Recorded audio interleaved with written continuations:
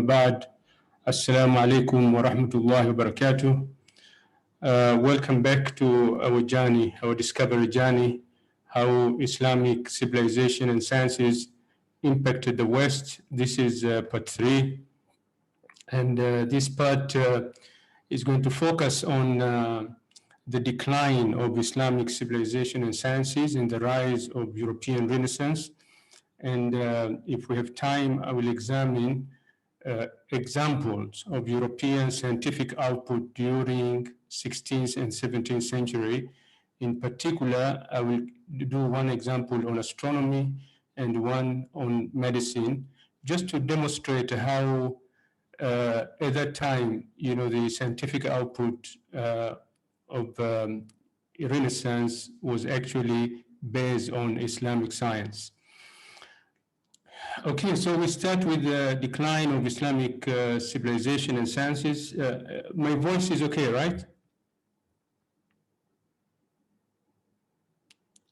Is my voice okay? You can all hear me.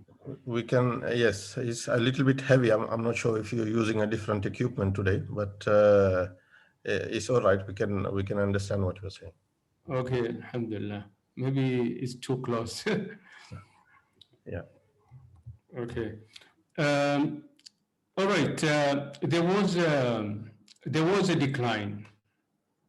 Okay, there was a decline, and this is a fact. We cannot deny it.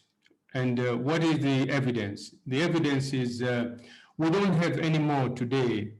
Nor did we have in the last 200 years these creative geniuses, these polymaths like Al-Razi, Al-Khawarizmi, Ibn al-Haytham, Ibn Sina, Al-Biruni, all these big names who build the Islamic civilization in terms of sciences. We don't have those.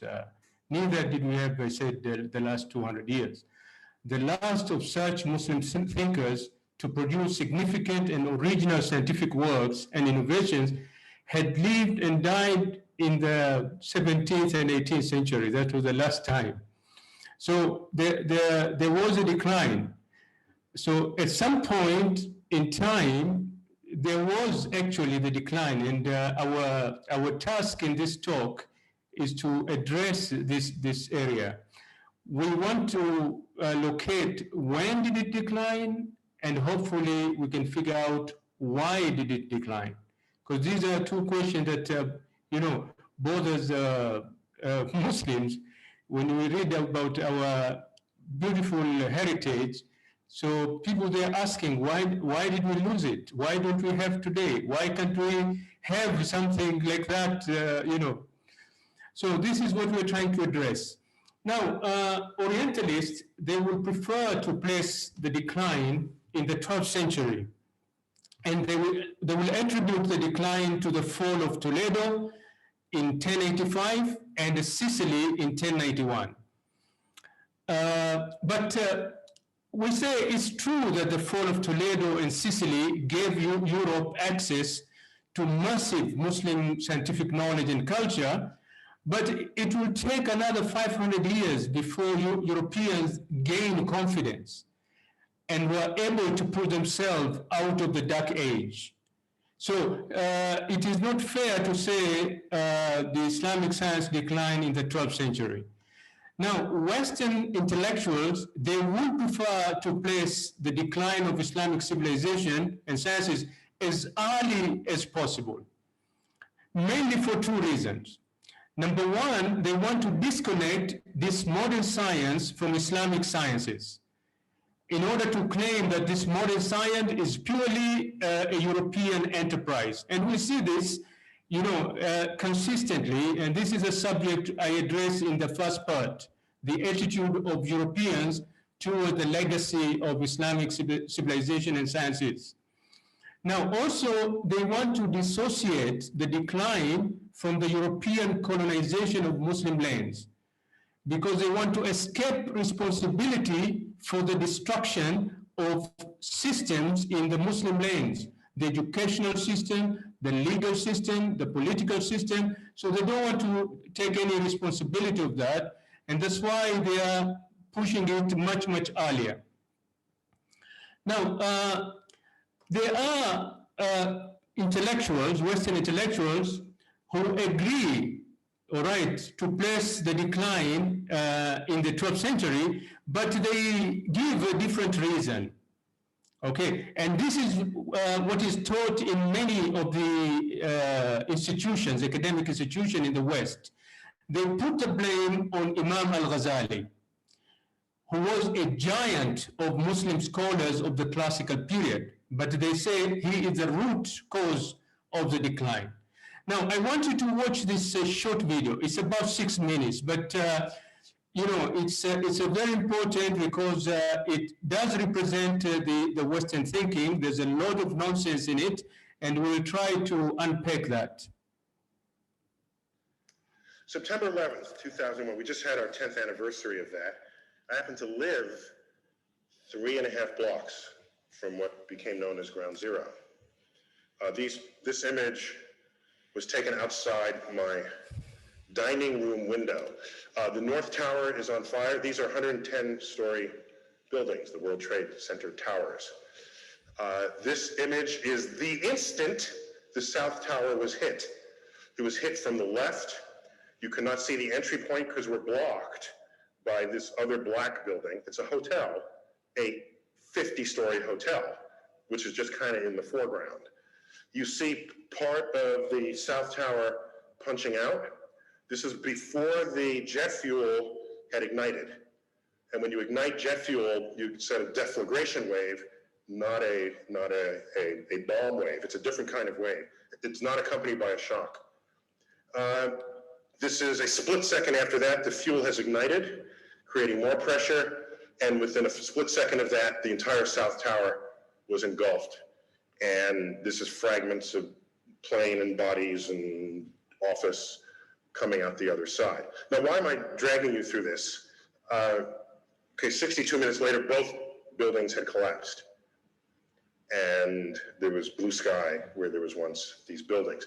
This is directly outside of my apartment building, and the emergency vehicles had come. This is the pulverized World Trade Center dust that had settled several inches of it.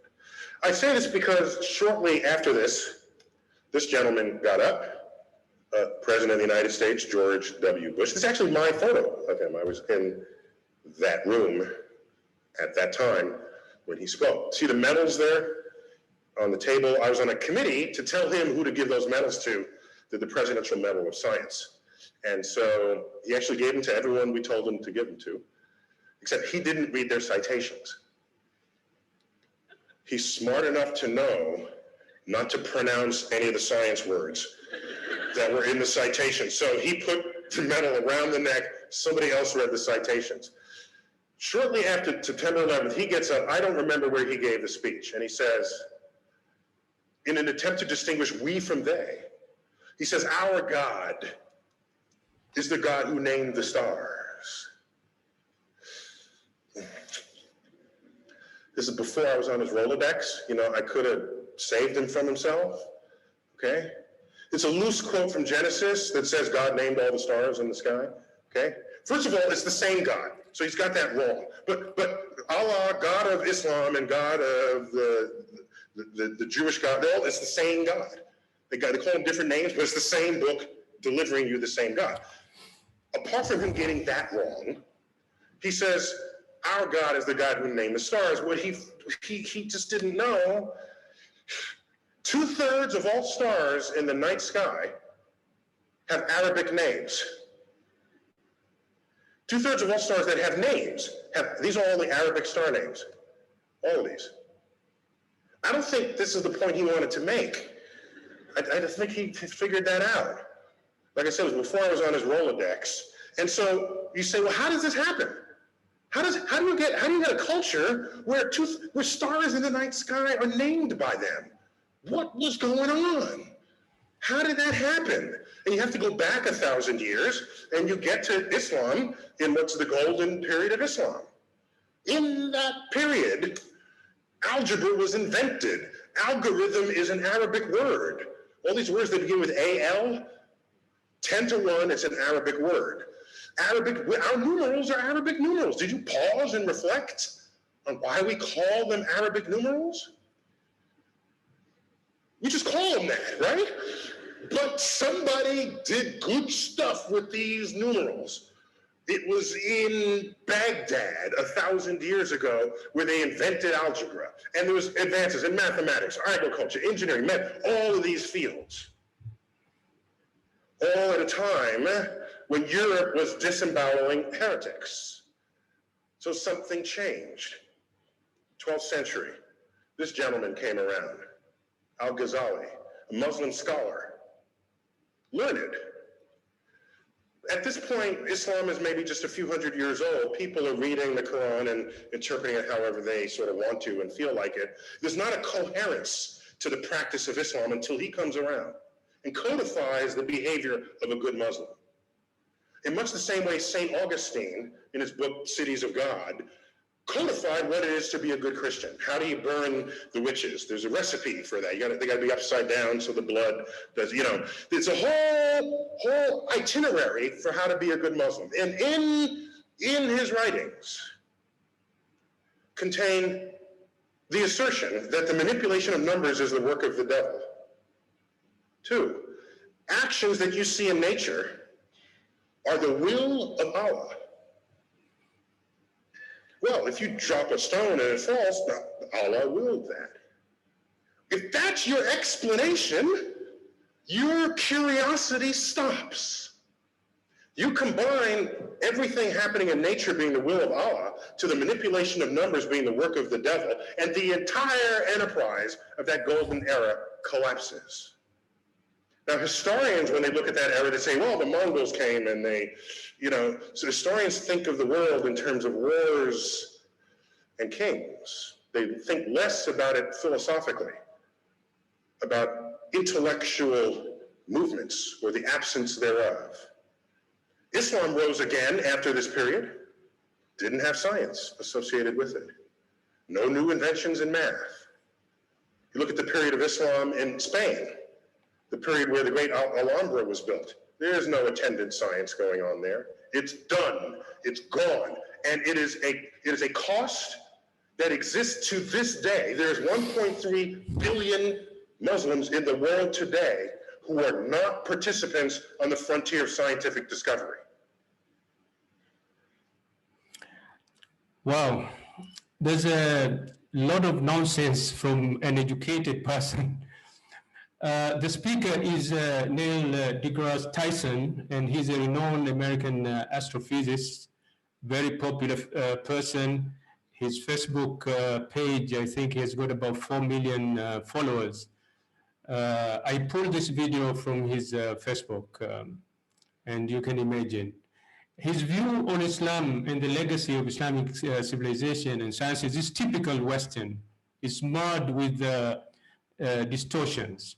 So what I want to do is to defend the position of Al-Ghazali. But first of all, I have to address some of these nonsense that he was talking about. First of all, if I ignore the fact that he's a new atheist, and therefore he has this instinct that petitioned him to connect Islam to violence, and that's why he took a long time to explain about the September 11 and connect that to Muslims. But I'm not going to address that part.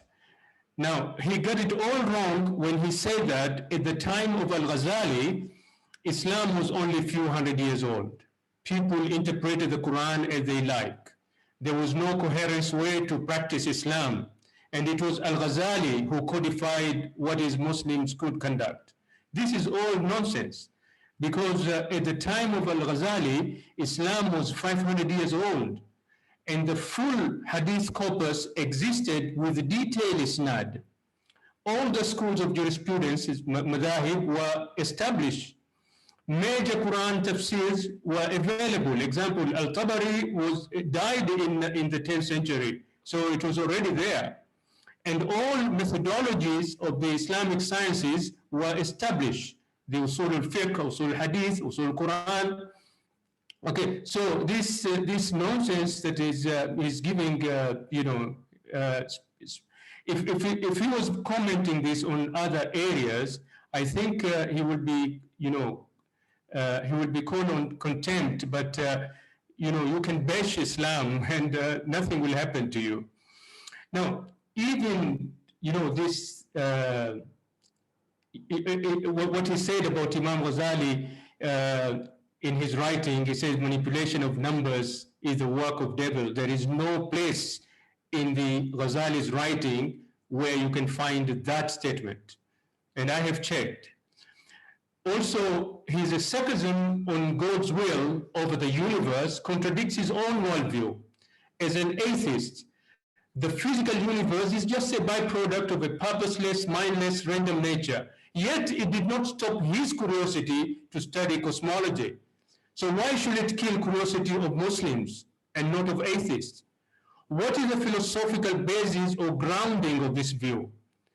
Of course, God rules over the universe, but we may and should inquire into the natural world without harming religion. This is what the Quran teaches, and this is what the medieval Muslims taught Europeans at the time when Christianity was incarcerating scientists. I think we need to respond to this, this kind of accusation. So let's look at Ghazali. Most of those who put the blame of the decline of Islamic civilization and sciences on Imam Ghazali, they usually argue because Al-Ghazali, he wrote this Hafidh al-Falasifa, the incoherence of the philosopher. He was kind of attacking the philosopher, and this is what kills science. All right, this is their claim. But what they do not understand is, during the classical period, the field of philosophy, it combined metaphysics and natural sciences together. And it was Muslim who later split it into separate field because of the establishment of empirical sciences. So Al-Ghazali attacked only the use of metaphysics, the metaphysical aspect of the Greek philosophy that appear to be contradictory to Islamic theology, Aqidah. He tried to define or demarcate the religious boundaries and will criticize those teachings, in his opinion, overstep them. But he never attacked sciences or mathematics. That is totally not true, it's a lie.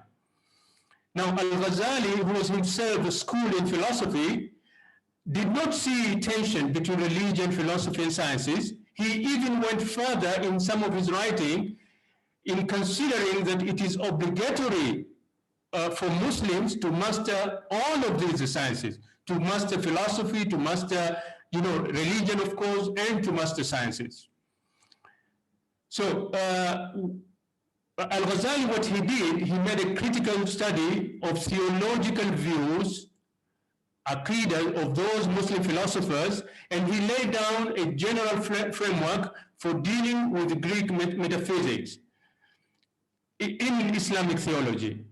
So in his refutation, he wrote this Hafidh al-Falasifa, in which he objected about 20 different views of the philosophers, and 3 of them, he considered them as being very serious. For example, resurrection and life in the final abode will be spiritual rather than bodily. He didn't accept that because it contradicts the Quran. Also, the idea that God knows only the universal but not the particulars because he has given human being a free will. Also, this is contradicting to what is in the Quran. And the last point is that the universe is eternal. There was this idea, people, they thought the universe was eternal, and this also contradicts the Quran because the Quran is very clear that Allah created and sustained the universe. So his argument is very valid argument, Al-Ghazali. He did not attack science. He attacked Aqidah that was contradictory to the teaching of the Quran and Sunnah. Now, Imam Al-Ghazali, whom the West misrepresent as irrational, as we have seen with this guy, is the one actually who taught the West the principles of rational inquiry. Because shukuk, or intellectual skepticism, which we have covered this in the first and in the second part, is the foundation of modern science. And Al-Ghazali was the champion of shukuk, as he will always start his research on any topic with an attitude of intellectual skepticism. René Descartes, the French philosopher, and among the first one to start, the idea of rationalism in the West, he long after followed Al-Ghazali method of shukuk, and he was influenced by Al-Ghazali in this methodology in their pursuit of knowledge. So most of this stuff is nonsense.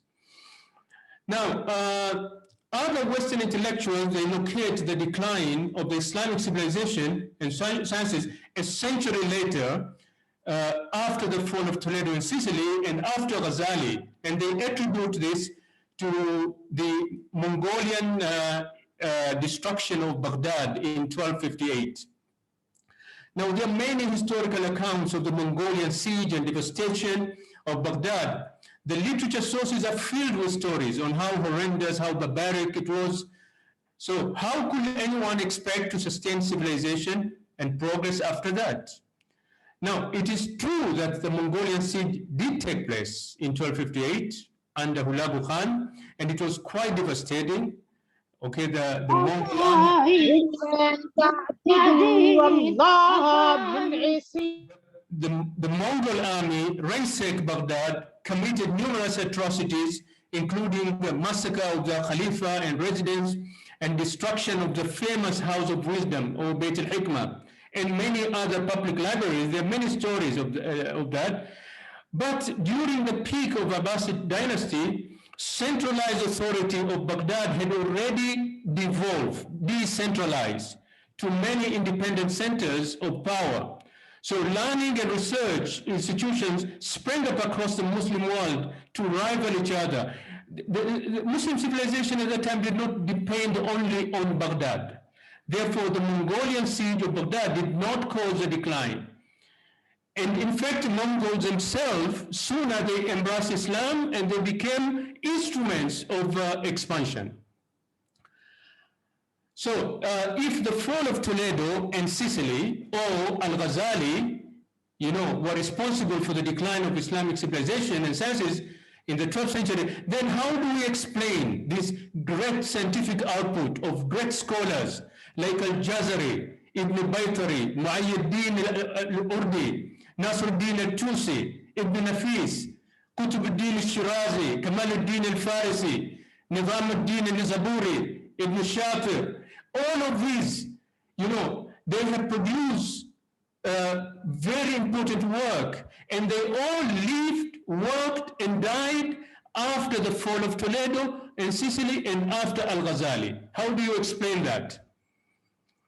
And if the Mongolian invasion of Baghdad was responsible for the decline, then how do we explain the presence of Maraga Observatory that was built in Maraga in Persia in 1258, 1 year after the Mongolian invasion of Baghdad? And it was financed by the Mongolian ruler himself, Hulagu Khan. How could that happen if that civilization was totally devastated? So, moreover, how do we explain the great works of Nasruddin al-Tusi, Muhyiddin al-Maghribi, Qutb al-Din al-Shirazi, Mu'ayyiddin al-Urdi, who are all worked at Maraga and produced the best of Islamic astronomy ever known. And the latter was adopted by the Western scholars during the European Renaissance as the foundation of modern astronomy, which we'll talk at the end of this lecture, inshallah. So the real reason of the decline you can find in the book of George Saliba, who is considered an authority of the Islamic heritage. Is called Islamic Science and the Making of the European Renaissance. And he gave a reason. He said the real reason that triggered the decline of Islamic civilization and sciences has less to do with sciences and more to do with global shift of trade and commerce and the global distribution of wealth. Now, in 1492, when the Christians took over Spain, the last part of Spain. After the Reconquista, the Queen Isabella and King Ferdinand celebrated the grand victory against Muslims in Granada. And that was a point that was marking the European end of Middle Age, and Europe is now consolidating its power and embarking into what they describe as discovery of other geography, of other areas of the world, in search of riches and lands.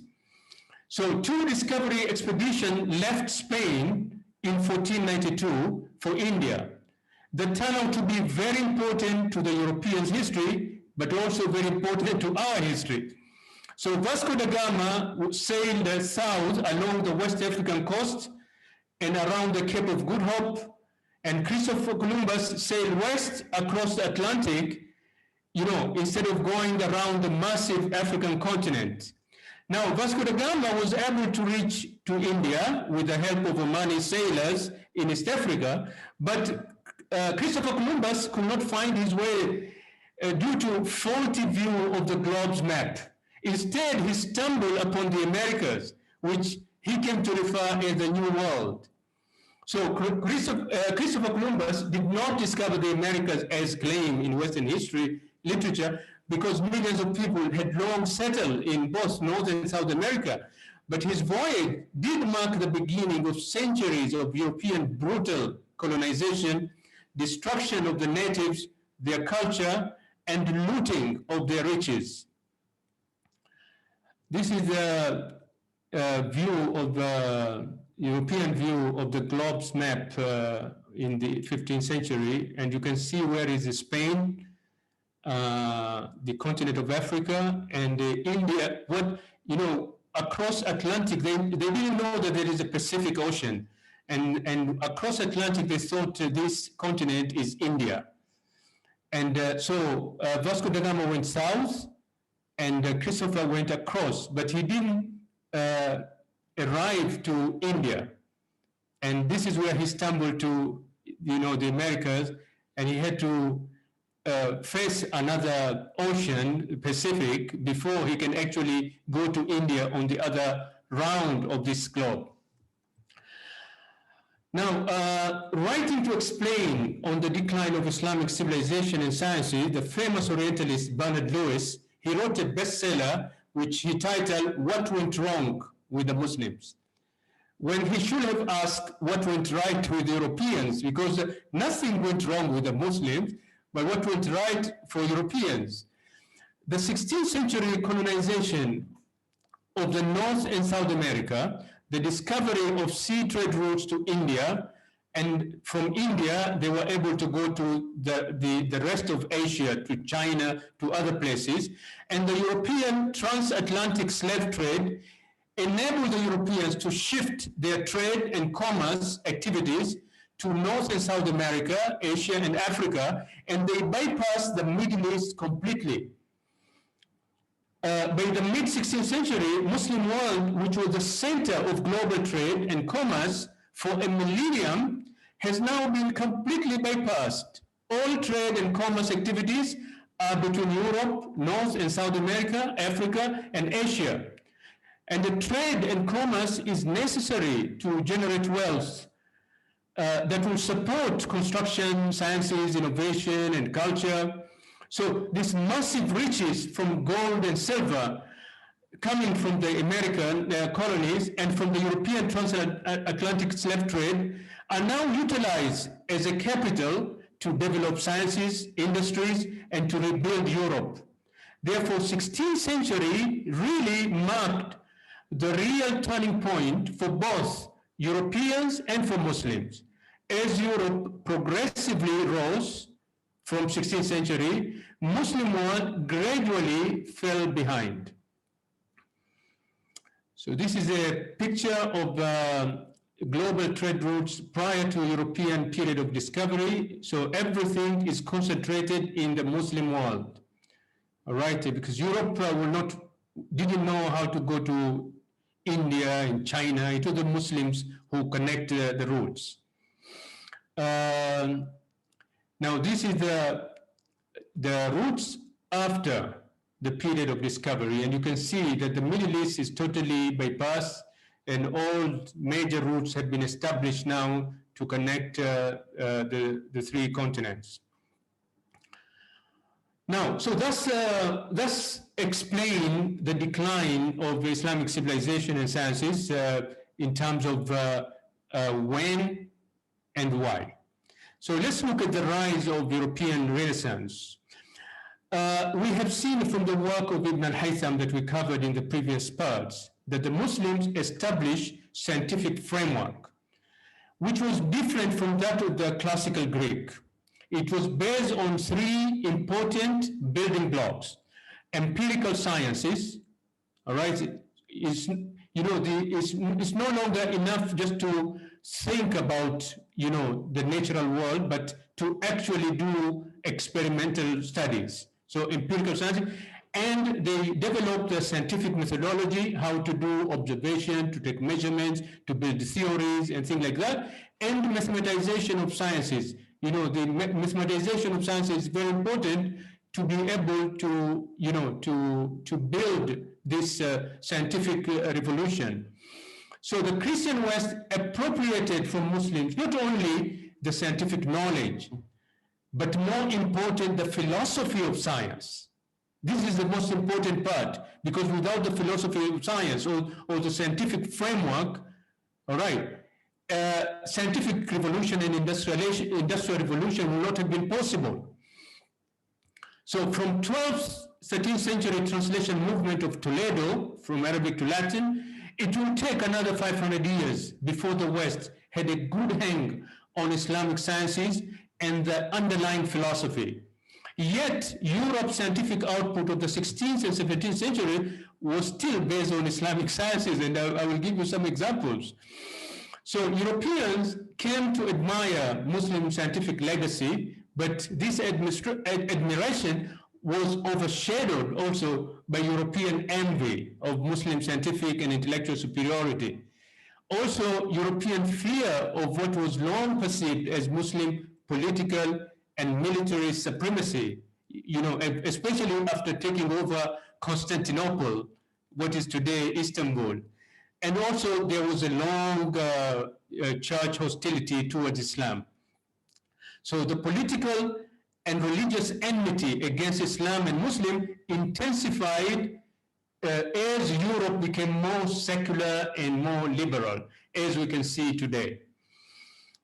Now, Muslims had grasped the importance and careful use of the earth resources long before Europeans. And attention was paid to the earth and the environment as much as it was paid to the people who benefit from it. Therefore, Muslim scientists investigated, classified, documented rocks, soils, flora, fauna, domestic and wild animals of every region, and they compiled a lengthy inventory. Nothing that is zoological or botanical species escaped their notice or the analysis or classification. And Europeans heavily benefited from this huge corpus of knowledge of earth sciences when, they woke up from their slumber. There was also a heightened interest of using scientific instruments for further discovery, as the Europeans realized that they can now begin to invest in the sciences if they have the right tools. So Europeans freely copied and traded many of the available instruments from the Islamic civilization, including instruments for navigation, such as astrolabes, sextants, quadrants, instruments for industrial application, such as pumps, crankshaft, gears, wheels, wind and steam turbines. All of these are important for the Industrial Revolution, and all of that came from the Muslim world.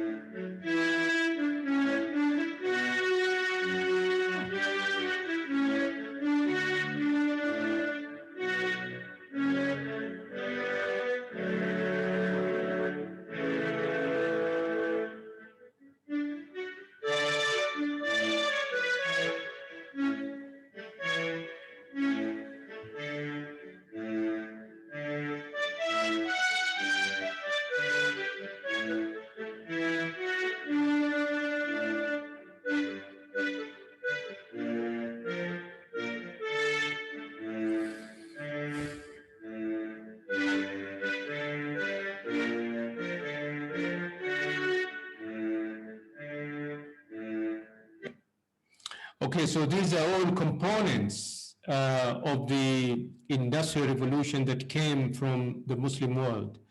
The video was showing a Tusi couple, which is used in was used in astronomy, but also it has an industrial application where you could convert circular motion to linear motion, and this was the basis of many of the mechanical systems, including car engines that we can see today.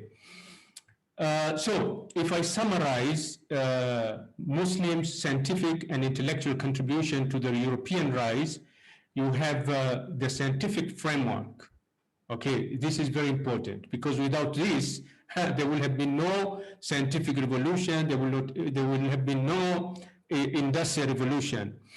And then you have the individual sciences. You know, they took from us the mathematics, astronomy, medicine, you name it, agriculture, many areas.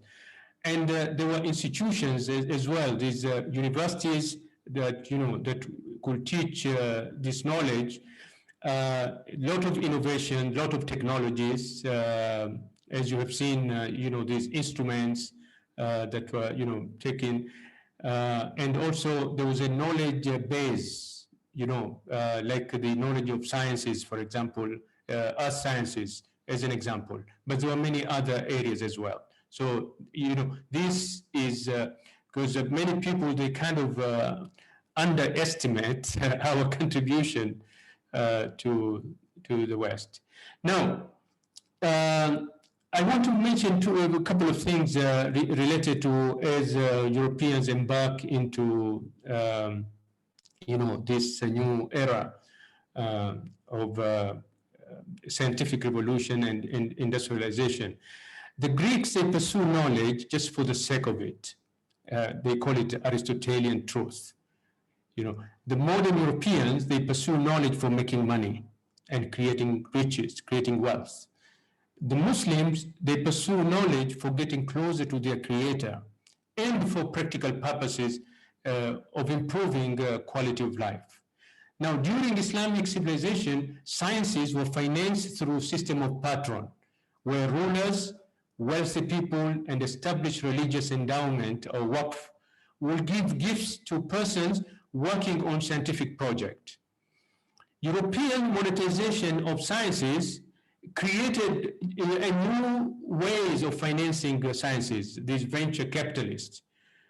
People who, it could be people, individual, commercial entities, government, or educational institutions, they will invest on sciences expecting return on investment. And therefore, investment in science has now necessitated a patent system or intellectual property rights to protect the investment. And that's why the first patent was produced in Venice, Italy in the year 1477. So this is something that we didn't have in the, you know, in the Islamic civilization during that time. So systems of patent, trademark, and intellectual property rights involve holding knowledge, not sharing knowledge, hiding, keeping it, you know. From Islamic perspective, holding knowledge or creating any form of monopoly, it creates a moral hazard. And this is the reason why we didn't have this in the Islamic civilization. Now, today, there's a lot of discussions on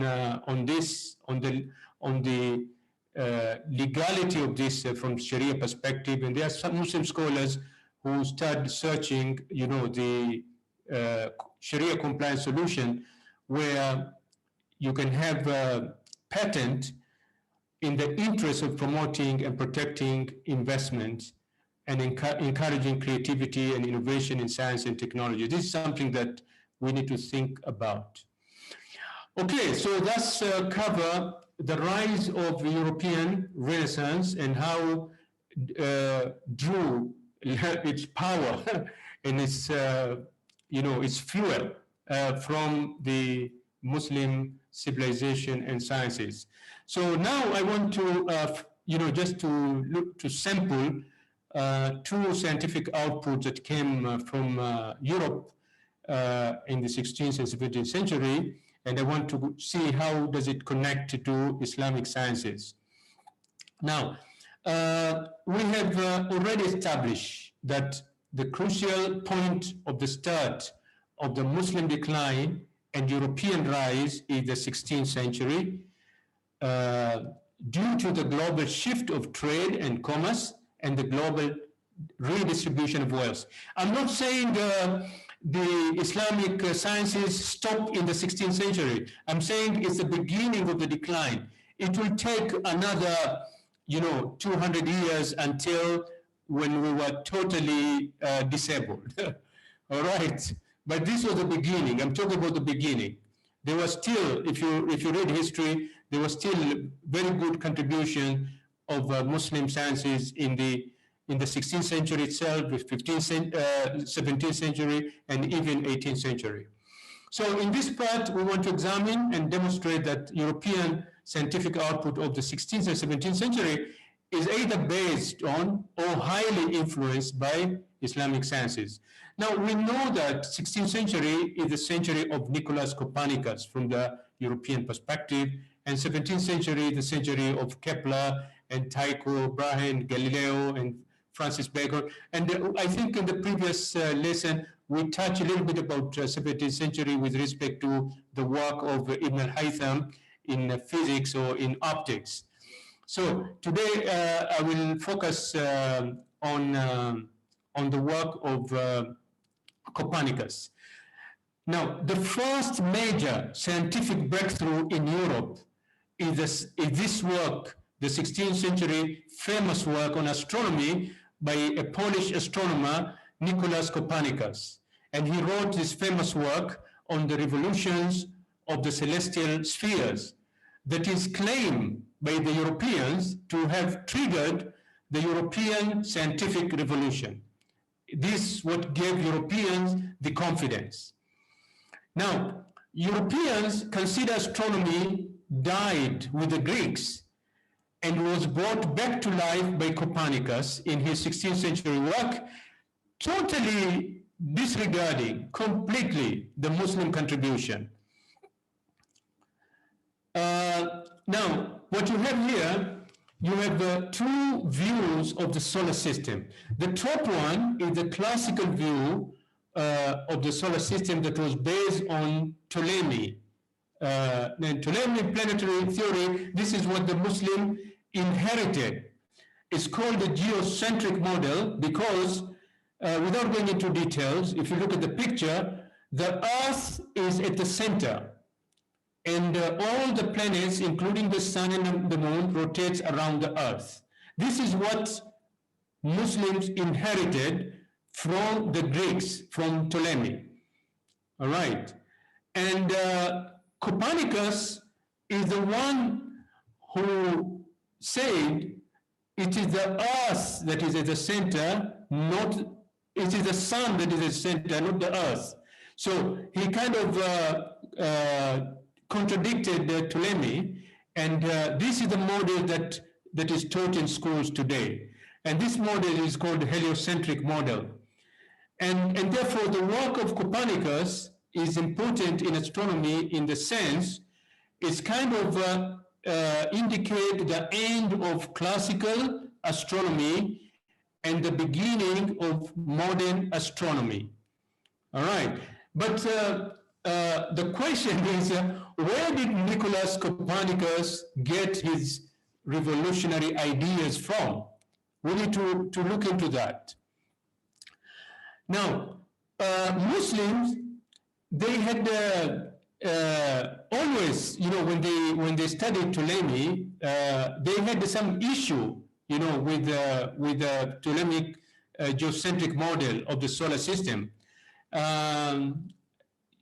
And it's starting from Ibn al-Haytham, he wrote a paper, or, all the way at the time, that he has some shukuk on what was presented. Now, the reason is, if you look at the Ptolemy's model on the movement of the planets around the Earth, he thought the planets move within a smaller circular orbit. At the same time, simultaneously, it moves into a bigger, larger orbit. He called the smaller orbit epicycle and the bigger orbit deferent. And everything revolved around this fixed central point, which is, according to him, it was the Earth. But Muslims found out right from the beginning, they saw there's a problem with this theory. You cannot get the planets to move uniformly at a constant distance from the Earth to make circular orbits, because the planets will wobble and potentially they will collide each other. And it was not therefore feasible to use Ptolemy's theory to explain an ordered universe. So, if you look at all the planets, the picture at the bottom, it shows this chaos. And the Muslims, they doubted about this. They didn't believe that that was possible. And that's why Muslims from the beginning, they started looking for alternative. So Muslim astronomer, though accepted Ptolemy's model of solar system, but came to object to the way these motions, especially epicyclic motions, violated the principle of uniformity of the universe. All right. Now, there were many, since then, Muslim astronomers started looking for solutions, all right, and there was a breakthrough with Al-Tusi in the 13th century. He came up with this Tusi couple, and this Tusi couple was later perfected by Ibn al-Shatir to explain as an alternative planetary theory. These two circles are an example of a Tusi couple, a situation where one circle rotates inside another one with twice its radius. The Tusi couple is a special case of circles rolling inside other circles for this reason. If we mark a point on the edge of the smaller circle and follow it as the circle rolls, it traces a diameter line of the larger circle. If a circle rolls inside another circle, tracing a point attached to it will create a shape known as a hypotrochoid. A special case is formed when the point is positioned on the circumference of the smaller circle, which will then trace a hypocycloid. The second special circumstance is when the smaller circle's radius is exactly half of the larger circle, which is the condition for the Tusi couple. In this case, any point not placed on the circumference will trace an ellipse. The Tusi couple has a few interesting properties. When the tracing point is placed outside the rolling circle, it will create an ellipse, but as the distance is increased, the ellipse becomes larger and also more circular or less eccentric. The opposite effect is also true. As the point approaches the circumference, the ellipse becomes smaller. When the point is on the circumference, it forms the simple diameter line. But as it gets pulled inside the circle, more interesting things happen. First, another ellipse will appear, this time getting smaller and less eccentric as it approaches the center of the small circle. Finally, once the point reaches the center of the smaller circle, the ellipse becomes a circle with the same radius as the smaller circle, exactly half of the larger circle. Okay, so this is a model, mathematical model, that is based really on very advanced mathematics. Al-Tusi was among the few scholars who developed trigonometry, especially for the application in astronomy. So this Tusi couple, actually behind it, there's a complex trigonometric identities or calculation. Europeans could not have done it at that time because they didn't have it. They didn't have the mathematics. So it has now been established that Copernicus' model of the solar system, he borrowed the mathematical model of Al-Tusi and Ibn Shatir to explain the movement of the planets and the moon, except Copernicus shifted the fixed central position from the Earth as it was perceived by Ptolemy to the Sun. And the picture that you see on the left at the bottom, this is the pages of the, of the book, the work of Copernicus, and you can see these diagrams of two-sea couples. He also borrowed from other Muslim astronomers. In fact, he borrowed from a dozen of other Muslim astronomers, including he took astronomical observation data to develop his model from the work of two famous Muslim astronomers from Syria and from Andalusia, Al-Battani from Syria and Zarqali from Andalusia. Al-Battani, he wrote tables, famous tables that were used for hundreds of years.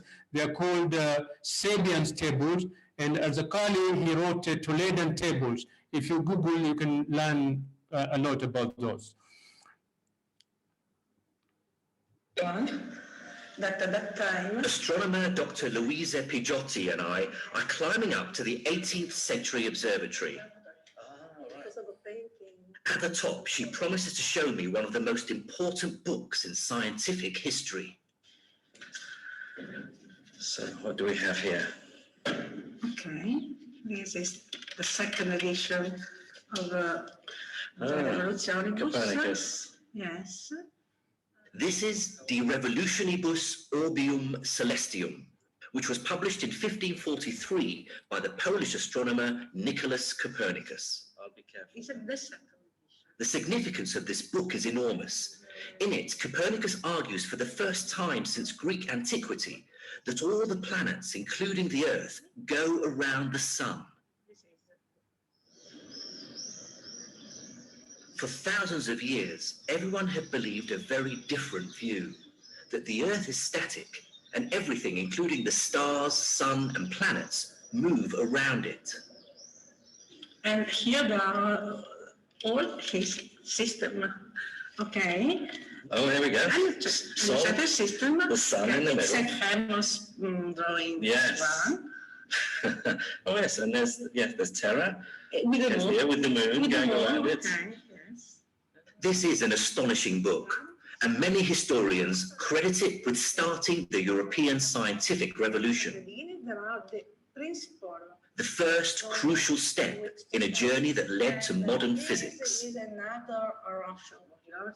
Well, I agree, but it does seem a bit odd that one doesn't hear much about where Copernicus got his ideas and information.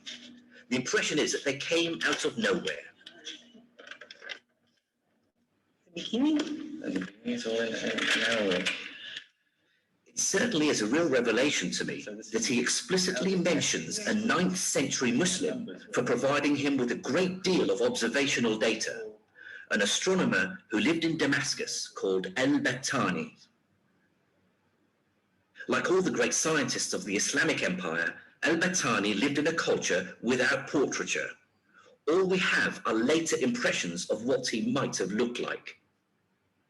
And here he mentioned Hipparchus, Calippo, Ptolemy, and so on, and he started to mention what he called Mahometus Arapensis, and means Al-Battani. Okay. And then the second book here. And second book is, we can look at the beginning in Latin. I see, we can open it. Copernicus, in fact, made extensive use of Al-Battani's observations of the positions of planets, the sun, the moon, and stars. He worked with Latin translations, similar to this one, of the Syrian astronomers' data. Kitab al-Zij al-Slawi. So this is Battani's Zij, is his Yes. book of star charts. So it has the Arabic. Yes, with the Arabic treatise, yes, and then the Latin version. That's convenient. But he certainly had the data, the observational data by Al-Battani. And he And Copernicus's book is full of clues that hint at other past sources. And though Al-Battani is the only Islamic astronomer Copernicus actually names, recent detective work has uncovered clues that Copernicus based many of his ideas on the work of other Islamic scholars. The clearest example is Copernicus's use of a mathematical idea devised by the 13th century Islamic astronomer Al-Tusi, called the Tusi couple. Back in England, I compared a copy of Al-Tusi's Tadhkira fi Ilm al-Hay'a with another edition of Copernicus's Revolutionibus. In it, there's a diagram of the Tusi couple, and there's an almost identical diagram in Copernicus's book, even down to the letters that mark the points on the circles. So in Al-Tusi, there's the Arabic alif, which is A, there's the ba, which is B, Jim over here is the G, and the dal at the center, D. It's a remarkable similarity. Now, this might just be coincidence, but it's pretty compelling evidence. In fact, I truly believe that Copernicus must have been aware of Al-Tusi's work and other Islamic astronomers. Further detective work also shows that Copernicus used mathematical ideas for planetary motion that are remarkably similar to ones developed by another Islamic astronomer, a 14th century Syrian called Ibn Shatir. For some historians, this cannot be coincidence. Okay, you have this video. If you want, you can watch it further. Because I'm running out of time, I will go beyond for about 5 minutes, Dr. Yusuf, if you don't mind. So this is the last example. By the way, Ibn Shatir was a timekeeper for the Umayyad mosque in Damascus before the invention of clocks. He calibrated the sundial with correct timing for prayers, and he will check the time for prayers, and then he will give order to Muazzin to call people for prayers. Today we have so much of convenience, but this convenience was built on systematically on the work of the previous scholars. So Galen, a Greek physician and a scholar in the 2nd century Roman Empire, he made the first theory of blood circulation in the human body. And he theorized that blood from the liver is reaching to the right side of the heart and then went through invisible pores in the cardiac septum, which is the dividing wall between the two chambers of the heart, to the left side of the heart where it is mixed with air before it is distributed to the rest of the body. Now, Western medical historians credit William Harvey with the discovery of the correct circulation of blood from heart through lungs, which he formally published in German in this early 17th century.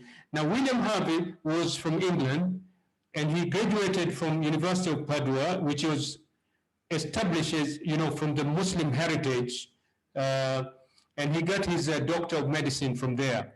Now, interesting thing, in 1924, a very important manuscript was uncovered in German by an Egyptian physician, Dr. Muhyiddin al-Tatawi, which reveals a much earlier description of detailed pulmonary circulation.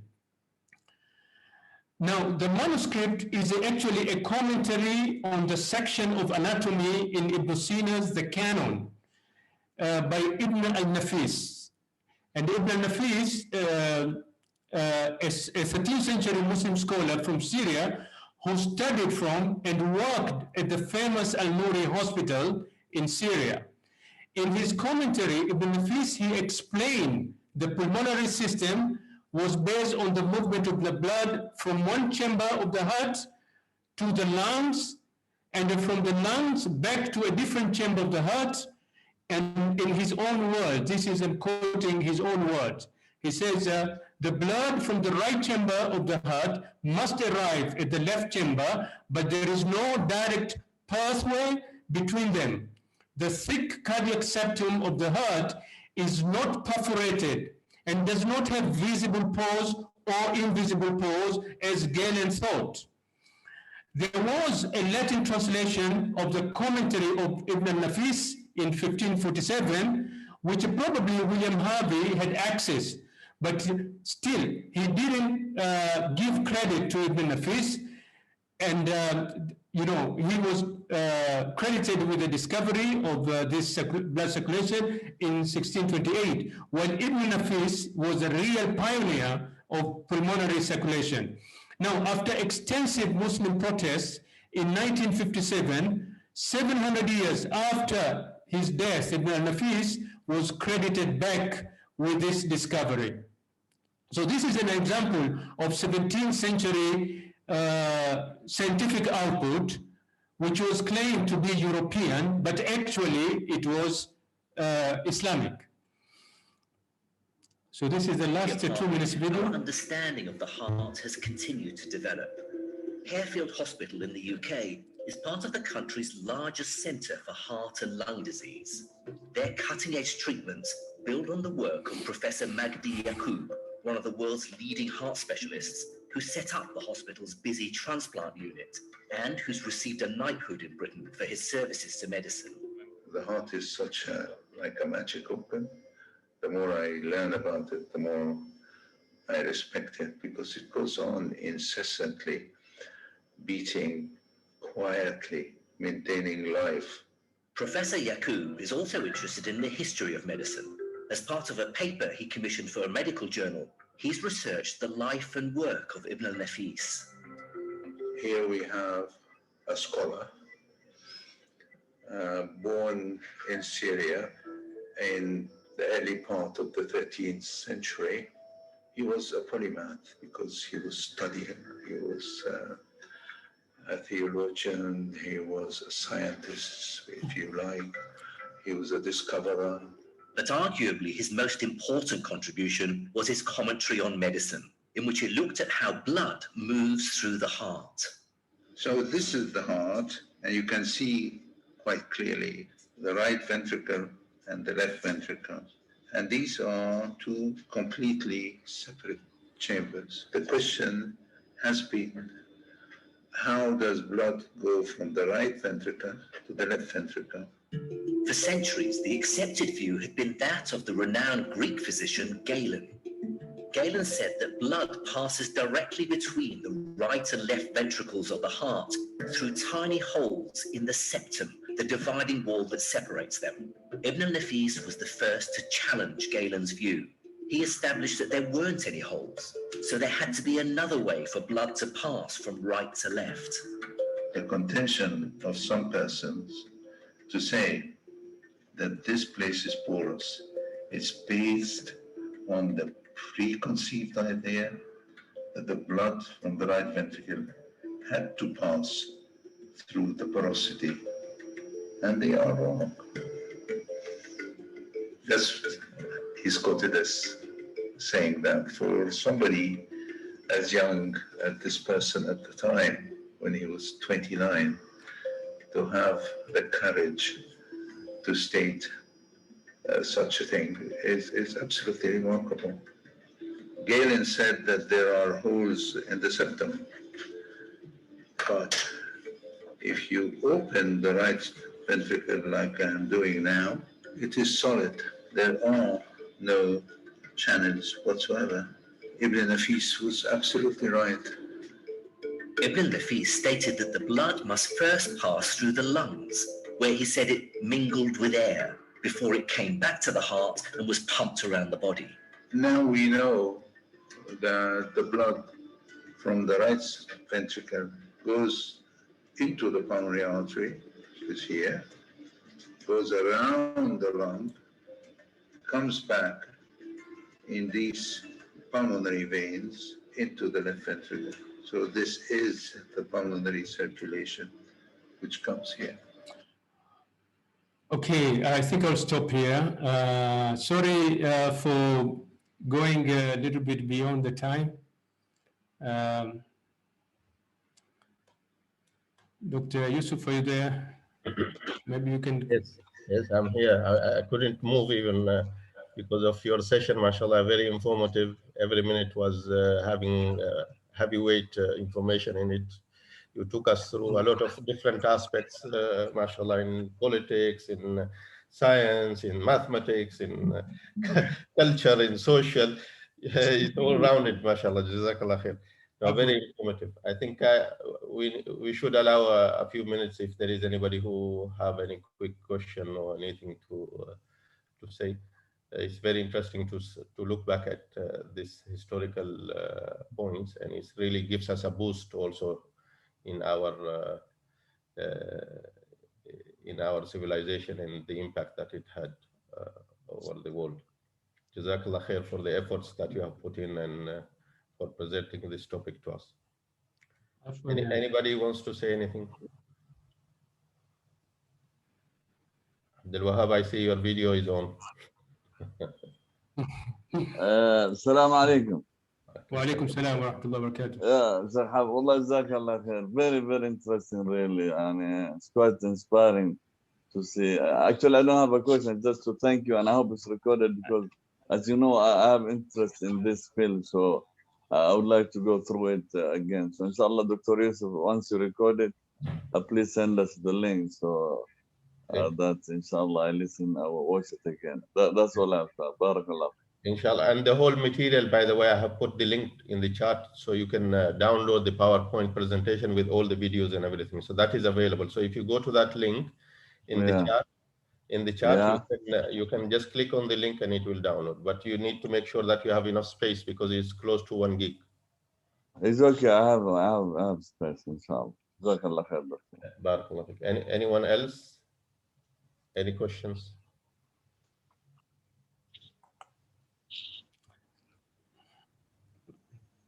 I think it's maybe overwhelming, so it's okay. Yeah. But it's okay. Jazakallah khair, Sheikh Hafidh, and Jazakallah khair to all the participants for joining us. Inshallah, we are looking forward to the next session from now with Sheikh Hafidh. Jazakallah khair. Okay, so we'll bring this to an end. Assalamu alaikum wa rahmatullahi wa barakatuh.